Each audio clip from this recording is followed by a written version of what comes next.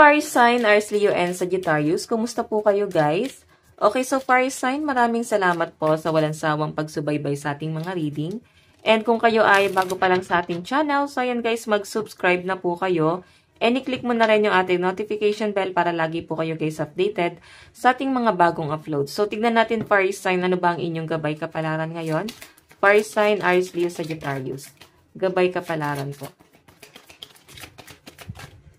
Okay, so fire sign, meron tayong surrender, sacrifice, uncertainly. Okay, the hangman. Okay. So, kung makita nyo guys, ayan no, conflict. Okay. May pinapakita sa akin dito, fire sign, na maaaring meron kang kailangan ni sacrifice. Okay, nandun ka sa point na nasa alanganing sitwasyon ka eh. Meron kang kailangan pagdesisyonan dito. So, I think yun nga guys, yung mga pagdedesisyon na gagawin mo ngayong araw, conflict pa. Kasi maaaring importante sa yung bagay na yun, tapos importante rin sa iyo to. So, hindi ka makapag-decide ano ang pipiliin mo sa dalawa. Okay, dalawang sitwasyon, pwede sa dalawang tao. So, naguguluhan ang mga fire sign. Sa pinapakita sa akin, ay no, the hangman. Okay, so, kung meron man guys magpapagulo sa isip mo, I think, piliin mo kung alin yung hindi ka ilalagay sa, sa stress, no? Ayan, no? Hindi mo kailangan maguluhan fire sign sa sinasabi sa akin dito. Ang kailangan mo rito, piliin mo yung magbibigay sa inyo guys ng peace of mind. Kasi grabe yung anxiety na na-experience mo. So, bakit ka naguguluhan? Okay, bakit kailangan mong ma-stress? Siguro guys, ito ay nangyari na sa past. Okay? Na pwedeng nagpadagdag sa stress mo, sa depression mo, sa mga worry mo. So, fire sign ang sinasabi sa akin dito.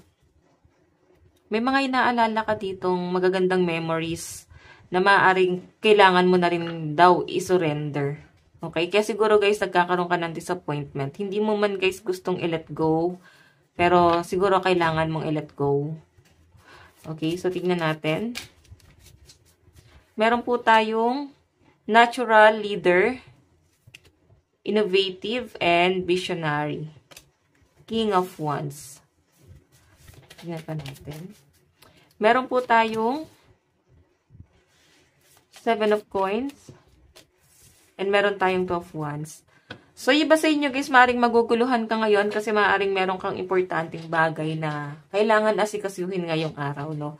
Kumbaga, magigipit ka sa oras. Okay? Maaaring meron kang lalakarin. So, I think meron kang habuling oras dito sa pinapakita fire sign. 2 of Wands, sa pinapakita sa akin dito, parang kailangan nyo fire sign ng ng isipin mo, no? Isipin mo kung ano yung mas makakabuti sa'yo ngayong araw. Kung saan ka mas mag-grow. Siguro iba sa inyo meron kang gustong bilhin, medyo pricey, fire sign. So, pag-isipan mo daw mabuti yung mga desisyon na gagawin mo sa buhay mo. Lalo na kung pinaghirapan mo yung pera na yan, di ba, pinag-ipunan mo, tapos malalaan mo lang sa bagay na hindi pa naman guys daw importante sa pinapakita sa akin dito. So, ayan. Ayan. So, marami nagtatanong, hindi na daw ba ako nagbibigay ng lucky number? So, ayan guys, magbibigay na ulit ako ng lucky number. Okay? Iba kasi yung cards na ginamit ko, walang lucky number doon. So, ayan, gagamit tayo ng cards na may number. Ano pa ang additional message po kay fire sign ngayong araw? Fire sign, Aries, Leo, Sagittarius. Meron po tayong trap. Ayan, iwasan mo daw fire sign ang ilagay ang sarili mo sa komplikado. Maaari kasi ikaw yung mahuhulog sa patibong. Okay? Kasi, ayan no, maaaring ikaw mismo, para bang, hindi ko lang din guys ma-pinpoint, pero parang magkakaroon ka ng mga bagong kakampi or baka kailangan mong magkaroon ng mga bagong kaibigan na. O baga kailangan mag-move forward. Fire sign, di ba? So, sa pinapakita sa akin dito guys, may mga bagay na kailangan mo nang i-let go, lalo na kung nakakapagbigay naman sa inyo guys ng stress. Tingnan pa natin. Meron po tayong coach, advice, obedience, and knowledge. So, fire sign sa pinapakita sa akin dito, ayan, siguro kailangan ma-lecturean ng mga fire sign. Maaring merong magbibigay sa inyo ng advice. Or pwedeng ikaw mismo yung mag-a-advise, no, sa isang tao. Na maaaring nalalagay niya yung sarili niya sa komplikado. Siguro gusto mo lang naman makatulong, gusto mo lang naman magbigay ng advice sa kanya kasi ayaw mo siyang matrap. Ayan. So, tignan natin, meron po tayong marionette. So, alam nyo, fire sign, maaaring may manipulative sa paligid mo. Masyado niyang dinidiktahan yung mga bagay na gusto mong gawin sa buhay mo. So, fire sign, ingat na lang. Pero kung ikaw to na maaaring merong dinidiktahan, fire sign ang sinasabi rito, mag-ingat ka kasi baka ikaw yung mahulog doon sa patibong na gagawin mo. And nandito nga yung blind, sinasabi dito kung may issue, siguro mas kailangan na magbulag-bulagan na lang guys para hindi po kayo masama sa kanilang issue. So, tignan pa natin. Fire sign, meron tayong eternal love. Meron tayong friendship. So, fire sign sa pinapakita sa akin dito. Ayan. Napakaswerte ng mga fire sign pagdating sa relationship at saka sa kaibigan. Kumbaga, tuloy-tuloy daw yung blessing na dumarating sa inyo. Maaaring tinutulungan ka rin ng mga friend mo, nabibigyan ka ng advice. Though, conflict talaga ngayon guys kasi mararamdaman mo na may mga misunderstanding pagdating sa connection mo sa person mo and especially sa special someone, okay? Pero ang sinasabi sa akin dito guys, dito mo masasala. Dito mo masasala kung sino talaga yung mga totoong kakampi mo. Okay? Ayan. So, fire sign, siguro kailangan mo focus sa sarili mo. Ayan. So, kung makita mo partner sila, di ba? Focus ka din sa love life mo. And especially, kung need naman ng friend mo ng advice, bigyan mo siya ng advice. Pero kung hindi naman guys, siguro hayaan mo siya. Okay, hayaan mo siya kung ayaw niya naman guys ng advice.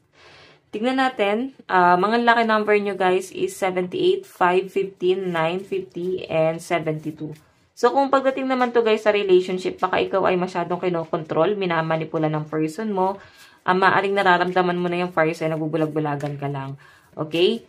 Pero sa nakikita ko kasi guys, itong relationship na to, maaaring makakatulong din yung mga kaibigan mo. Yung mga totoong kaibigan na mag-a-advise sa'yo. Tignan natin guys. Ano ba ang inyong love advice? Meron po tayong admire. It's time to think of everything that you admire in your partner. Diba? Parang ngayon yung pinakamagandang taon, araw na kailangan mong i-admire yung totoong taong mamahalin ka at mamahalin mo rin. Okay? So, may nakikita ko ditong umi-extra. Baka past person to. Grabe intense na nangyari sa inyo, no? Union. The union of divine soul counterparts is miraculous event that begins when you least expect it. So, ayan na nga, guys, no? I think may special connection kayo ng person mo. Something nakakaiba or may nabubuong feeling sa'yo. May nakikita akong surprise dito. Siguro sa surprise ka ng person mo. Ayan. Okay, so tignan natin. Meron po tayong release control. So, fire sign, ayan. Pag hindi natin kontrolado ang isang bagay, sinasabi nga dito na i-release na. Para hindi na tayo guys gaano ma-stress. Meron po tayong step up and lead. Ayan. Kumbaga, stand up. Kailangan mong maging proud sa sarili mo kung may paninindigan ka. Okay? So, fire sign, ito lang naman po ang inyong reading. Hanggang sa muli, God bless and love you all. Bye-bye!